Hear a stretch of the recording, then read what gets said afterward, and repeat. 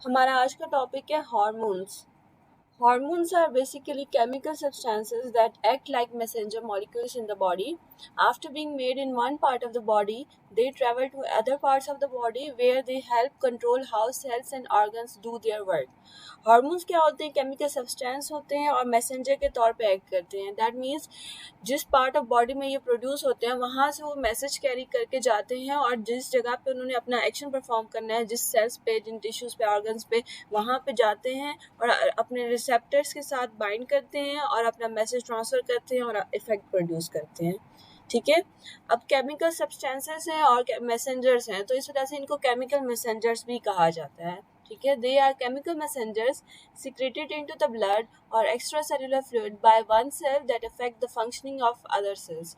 एक cell produce करते हैं लेकिन वो अपनी जो फंक्शनिंग है वो दूसरे सेल्स पे जाके करते हैं। और केमिकल मैसेंजर्स होते हैं ब्लड में रिलीज होते हैं या फिर एक्स्ट्रा सेलुलर फ्लूइड होते हैं। और हार्मोन्स जो होते हैं ना मोस्टली एंडोक्राइन सिस्टम से रिलीज होते हैं, तो डक्टलेस सिस्टम होते हैं। Hormones are chemical substances that produce in one part of the body and move to their target sites while carrying a message to help in controlling how cells and organs do their work effectively as per requirement of the specified tissues. ठीक है। एक एक cell produce करेगा लेकिन इनका जो action होता है वो किसी और सेल पे होता है, वहाँ जाके अपने टारगेट साइट पे बाइंड होंगे और अपना मैसेज जो है ना कन्वे करेंगे और जो है ना कंट्रोल करेंगे कि सेल्स और ऑर्गन किस तरह से अपना इफेक्ट शो करें। So as these chemical substances carry message, thus they are called as chemical messengers. Chemical substance जब message carry कर रहे हैं तो इस तरह से chemical messengers कहा जाता है। That either secreted into the blood or extracellular fluid या फिर blood में secrete होते हैं। That results in proper functioning of the cell. ठीक है। और इनके इस वजह से क्या होगा कि proper functioning cells की हो सकेगी after their binding to the target site. In this lesson, you will get to know what are hormones, their chemistry, their target site, mode of action, classification और functions। ठीक है।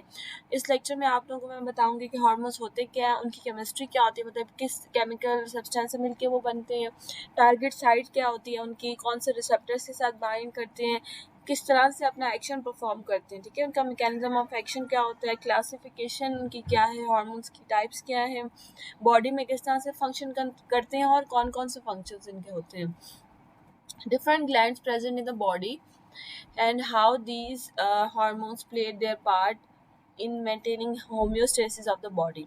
जो body का normal maintenance होता है उसमें इनका क्या रोल होता है, इन सारी चीज़ों के बारे में आप लोग पढ़ोगे इस लेक्चर में। अच्छा, कुछ टर्मिनोलॉजीज हैं जो आगे बढ़ने से पहले आप लोगों को पता होना चाहिए कि एंडोक्राइन क्या होते हैं, एक्सोक्राइंस। हार्मोन तो चलो अभी मैंने आप लोगों को बता दिए हैं। रिसेप्टर्स क्या होते हैं।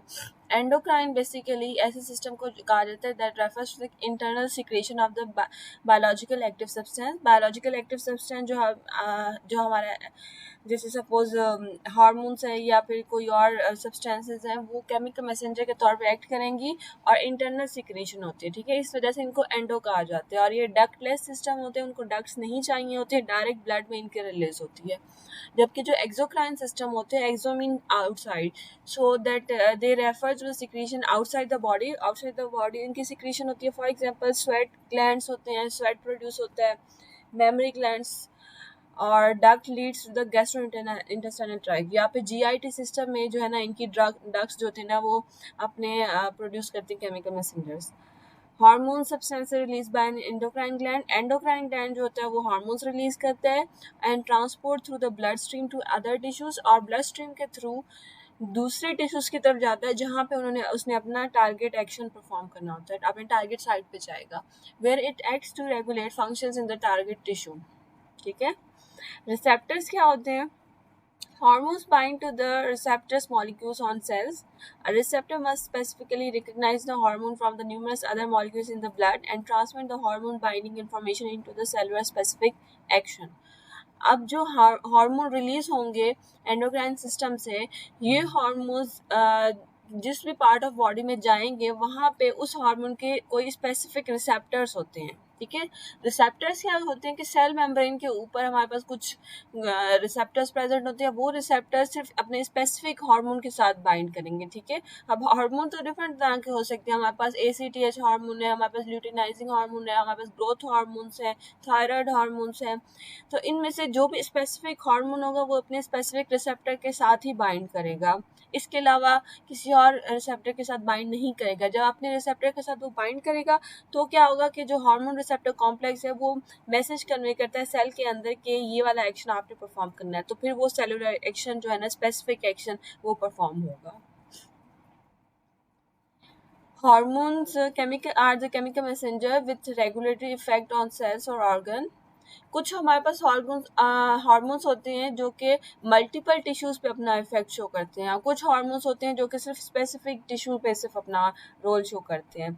फॉर एग्जांपल ग्रोथ हार्मोन्स हैं, ये डिफरेंट टिश्यूज पे अपना इफेक्ट शो करते हैं। थायराइड हार्मोन्स हैं, इंसुलिन है, ठीक है, इंसुलिन भी मल्टीपल टिश्यूज पे अपना इफेक्ट शो करता है।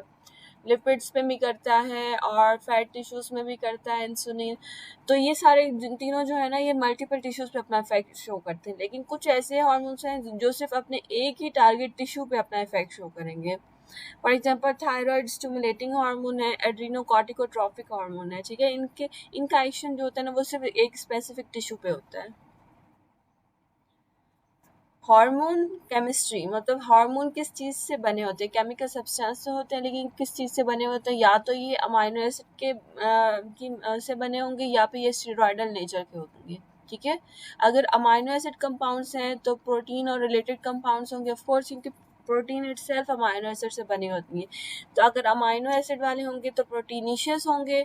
सारे हार्मोन्स जितने हैं ऑलमोस्ट अमाइनो एसिड के बने होते हैं, एक्सेप्ट स्टीरॉयडल हार्मोन्स। और स्टीरॉयडल हार्मोन्स क्या होते हैं, they are lipid derived from the steroid cholesterol.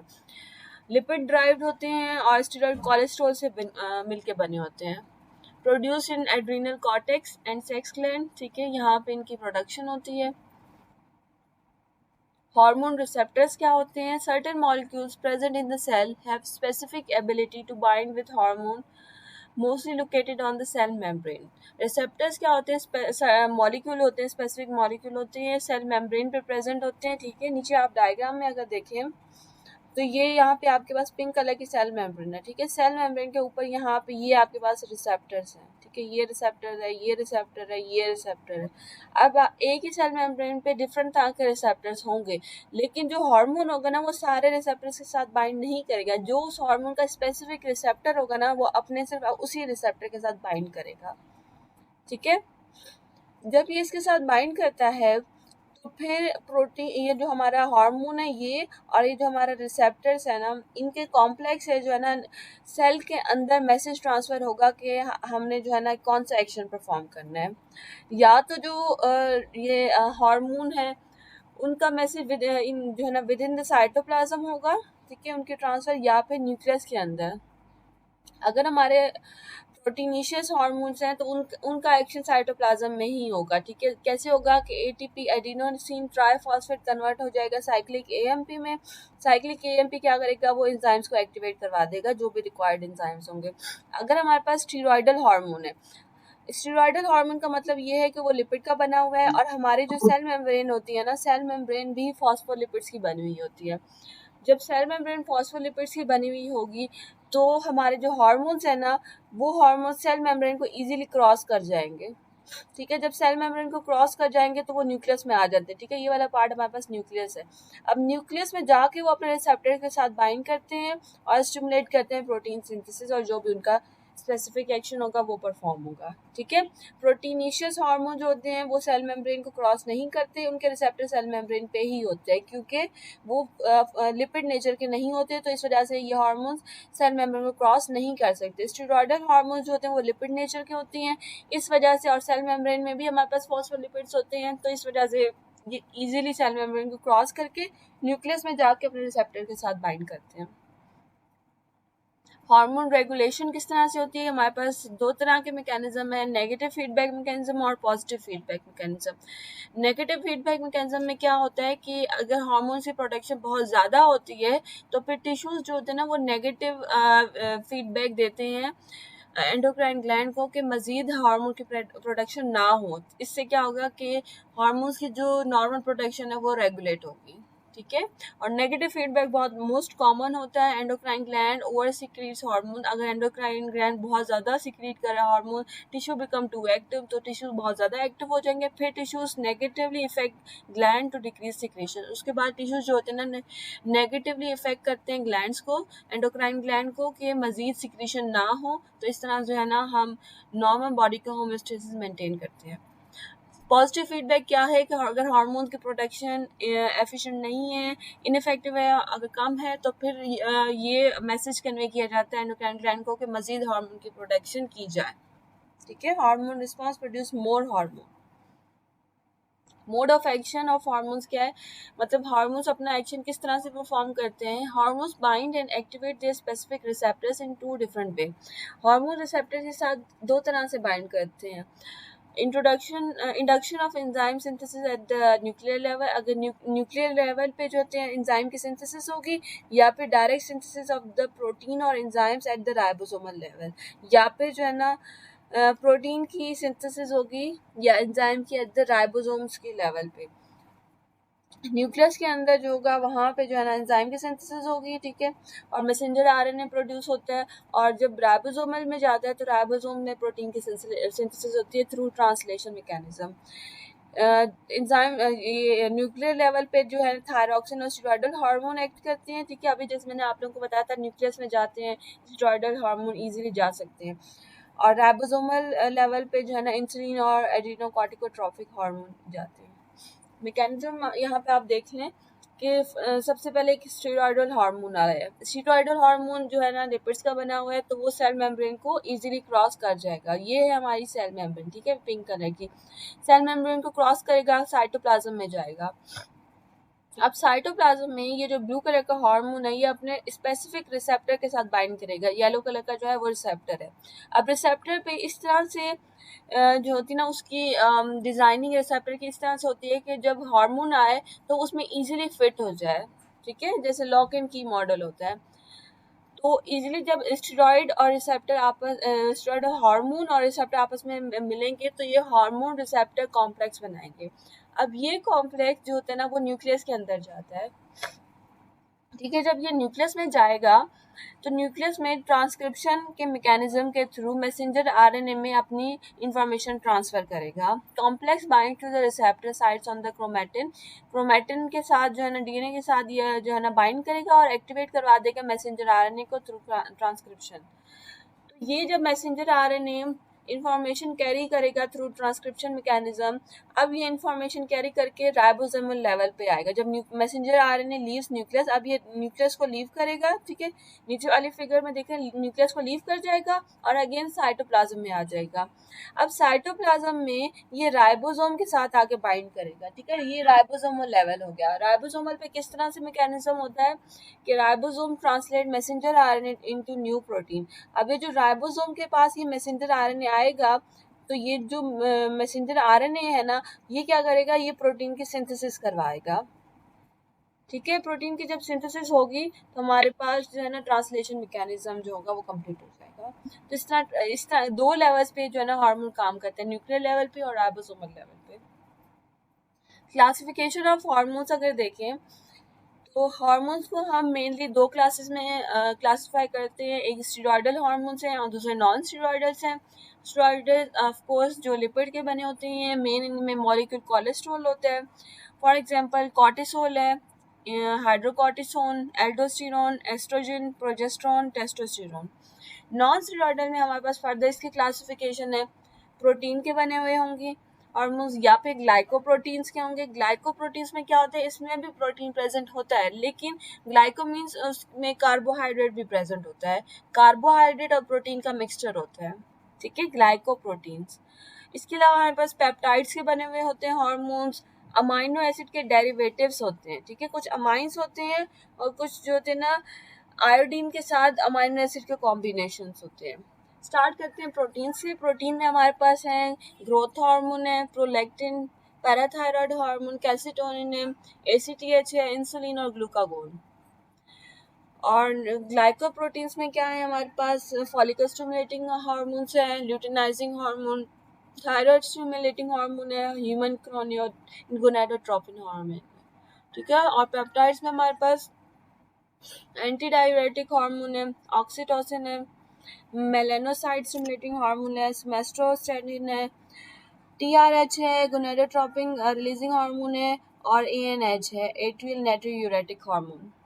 Amino acid में फर्दर हमारे पास कुछ अमाइंस हैं, जैसे नॉर एपिनेफ्रिन है और एपिनेफ्रिन है और मेलाटोनिन है।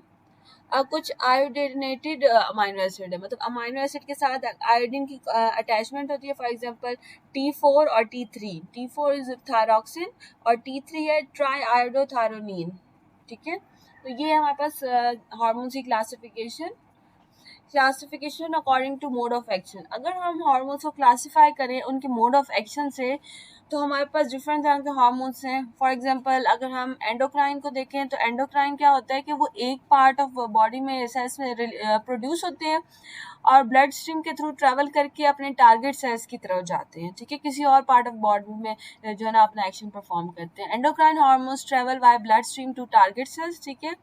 न्यूरोक्राइन क्या होते हैं कि neurocrine hormones release by synapsis and travel by blood stream. Neurocrine hormones जो होते हैं ना, आपने न्यूरॉन्स के बारे में पढ़ा होगा। न्यूरॉन्स में क्या होता है कि जब एक न्यूरॉन एंड होता है तो वहाँ पे एक साइनेप्टिक क्लेफ्ट आता है, ठीक है, साइनेप्स भी उसको कहते हैं या फिर साइनेप्टिक क्लेफ्ट।